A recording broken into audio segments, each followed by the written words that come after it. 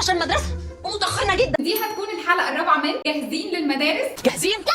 ربنا يوفقك. كل يوم الصبح اعصابنا تقريبا بتنهار، الباص هيفوتنا، هنتاخر على ميعاد المدرسه. اقول لكم على 7 خطوات لازم تجربوهم عشان نعدي الفتره دي بافضل طريقه ممكنه. نشارك ونتفق على روتين الصحيان، بس نخلي بالنا ان قبلها لازم نكون ظبطنا روتين النوم، لان جزء كبير من مشاكل الصحيان اساسها اصلا كان في النوم. وزي النوم لو محضرين من بالليل لبسهم، شنطتهم، شراباتهم، وحتى تواجههم، مش هنحتاج نفرك كتير الصبح. ناخد وقت نمثل فيه الادوار، يعني نمثل شكل الصحيان هيبقى ازاي. وفي التمثيليه اللي هنعملها دي هنعرف منهم هيحبوا يصحوا بأني طريقه، تغذيغ، احضان، او حتى فكره المنبه اللي هما بيظبطوه بنفسهم. هنصحى احنا بدري بقى شويه ونجهز احنا الاول ونخلص اللي ورانا علشان يبقى عندنا حبه صبر وهدوء. ويا سلام لو نصحيهم هما كمان بدري حبه عن الميعاد عشان يبقى في مساحه للحب والاحضان والدلع. ابداوا يومكم كلكم بالشغل، فكروهم بحاجات حلوه بسيطه من اللي حصلت امبارح وابداوا اشكروا ربنا عليها. خلوا في مخطط روتيني مرئي متعلق في اوضتك، سواء كان مكتوب او صور او زي اللعبه دي، ويكون كمان في منبه نظبط فيه وقت للمهام اللي بنعملها في الروتين. وده لان الاطفال مفهوم الوقت عندهم مفهوم مجرد، حاجه كده غير ملموس، فلما نخليها في حاجات مرئيه هيبداوا يقدروا قيمه الوقت بشكل افضل. لما يصحوا مش هنفضل ندي اوامر ونفضل واقفين لهم كده، لان الاوامر بتحفز المخ انه يقاوم ويرفض، لكن نبدا نفكرهم بالروتين بشكل اسئله واختيارات زي كده. واخيرا